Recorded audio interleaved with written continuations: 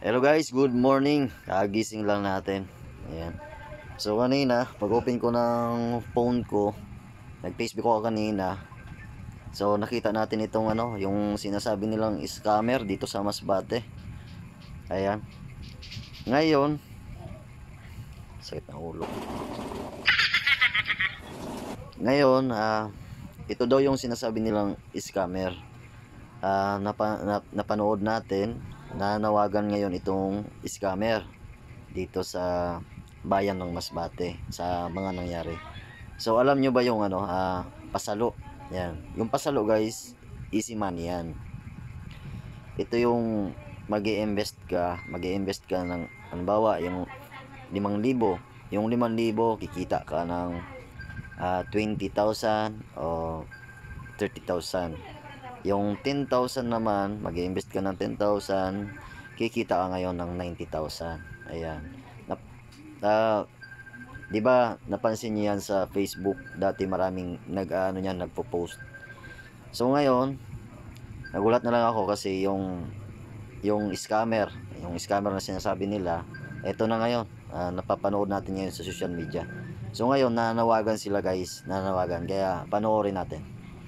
Panoorin natin para naman makita nyo.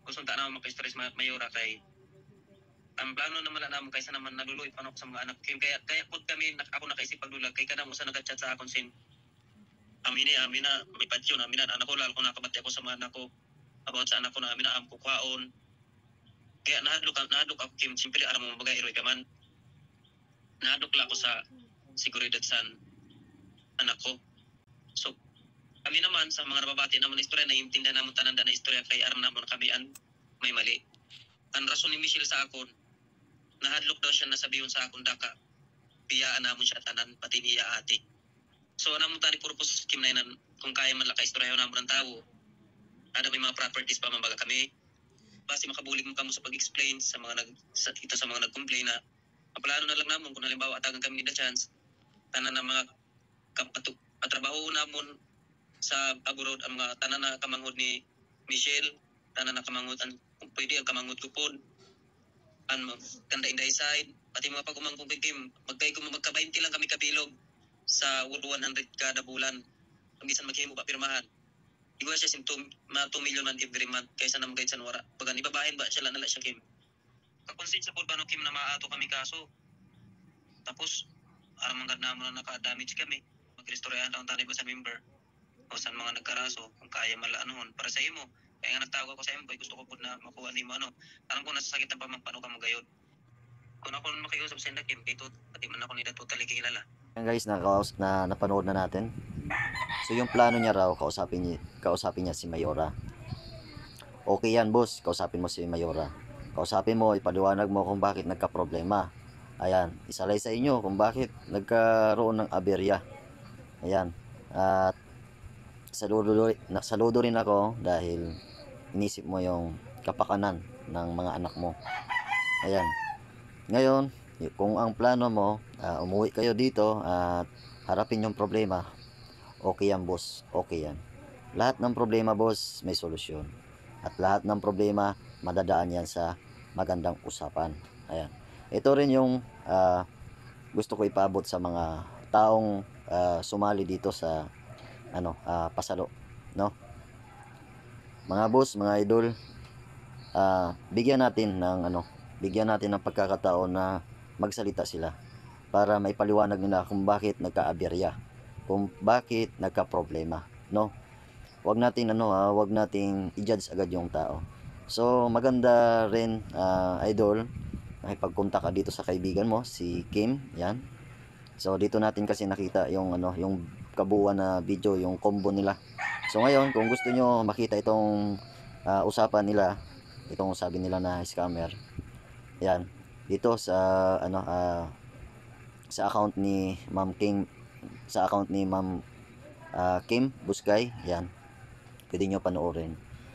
Ngayon boss, mas maganda niyan umuwi ka dito sa Masbate, harapin ang problema kasi ang problema boss, pag tinakasan yan, hindi mo yan magagawa ng solusyon, mas lalong lalala. Ayan. Lalo na ngayon, andiyan ka sa Thailand. Tama yung sabi ni Ma'am Kim. Mauubos yung pera nyo, mag-expire yung visa nyo. So, ang ending niyan, uuwi rin kayo. Ang masaklap niyan kung yung gobyerno yung magpapahanap sa inyo. Di ba? Tapos, boss, isipin mo yung mga anak mo. Gaantay sila sa inyo. Yan. Ako, may anak rin ako. Di ba? Umaasa sa atin yung ating mga anak. Umuwi agad kayo dito, harapin itong problema. Ayan, paliwanag. Paliwanag nyo sa taong bayan para naman may paliwanag sa kanila kung bakit nagkaaberya. At syempre, malinis nyo rin yung pangalan nyo. Ayan. Linisin nyo. Kung hindi kayo involved dito, kung hindi kayo scammer, linisin nyo yung pangalan nyo. Ayan. Alam ko, boss, mabait kang tao. Kasi sa pananalita mo lang, tapos yung pakikipag-communicate, no? Makikita mo kasi sa isang tao. Yan. Makikita mo sa isang tao kung totoo talaga. Yan.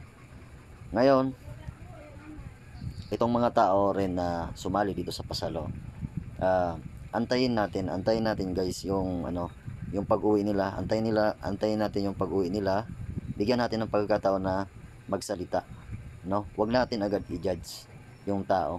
Ayan, i-share nyo tong video na to para makarating kay Miura para naman tulungan sila na may paliwanag yung problema. Ako, hindi ako kumakampi sa taong ito kasi isa rin ako sa sumali sa Pasalo. Kasi guys, ganito yung kasi yan eh. Pag easy money, parang sabong to guys. Papaliwanag ko lang sa inyo. Parang sabong ito. Sugal ito guys, no? Sugal ito. Nung pumasok ako dito sa Pasalo, kasi nirecruit lang ako ng aking kaibigan eh. Nirecruit lang ako ng kaibigan ko. So, nag-isip na ako na pag pumasok ako dito, tatanggapin ko kung anong mangyari. Kung ma-scam man to, okay. Kung hindi, salamat. Recruit ako dito ng aking kaibigan guys. Napaisip ako. Sabi ko, baka scam ito. Yan. Pero, pinakita niya sa akin na kumita nga siya ng pera dito sa Pasalo. So, nainganyo tayo. Ayun. So, yung sinahod ko sa YouTube, tapos, na-involve pa yung tricycle ko. Bininta ko yung aking tricycle. Ininvest ko dito. Kasi nga, pinakita sa akin ng aking kaibigan na kumita siya ng malaki. Yan. Ang nangyari, bago pa nangyari itong problema, pumasok sa isip ko guys na sugal ito. Sugal ito guys. Pwede kang matalo, pwede kang manalo. Yan. Sugal ito. Yun ang pinasok ko sa isip ko. Ngayon, nakita ko kung ano yung resulta. Yan. Nagkagulo, nag-away-away sa GC, maraming mga nagpo-post, nakisyo, ganito, ganyan. Yan. Ganito lang guys. Nung kumita kayo ng malaki, 'di ba? Puro kayo pasasalamat. Puro kayo thank you kay ganito, ganyan. Yan. Dahil sa iyo, umangat kami ganito, ganyan. Yan, 'di ba? Pero hindi nyo ba inisip na pwede kayong manalo, pwede rin kayong matalo? Ganito kasi guys, pwede kayong maloko. Katulad ko, naloko rin ako, 'di ba? Pero tinanggap ko. Kasi sabi ko, dito ko makikita kung uh, totoo nga ito. Dito ko makikita kung kikita ako o hindi. Ayan. Pero pinasok ko sa isip ko na sugal ito. Ayan. Kaya sana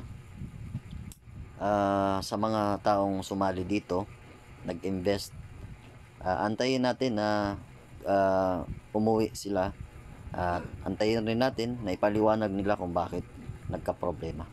At pa rin natin guys sa kanilang pagbalik dito sa Masbate na sana may balik yung ating perang ininvest, no? Ayan. At boss, sana pagbalik nyo dito, maayos nyo itong problema. At kung hindi kayo scammer, linisin nyo yung pangalan nyo.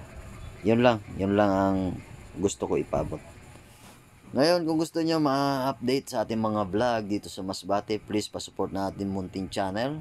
i-follow mo na rin ako sa ating Facebook dahil meron tayong Facebook page. Ayan.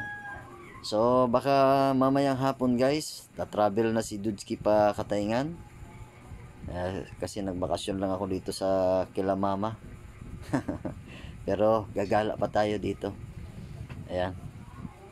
So, hanggang dito na lang yung ating video. Muli maraming salamat and bye-bye.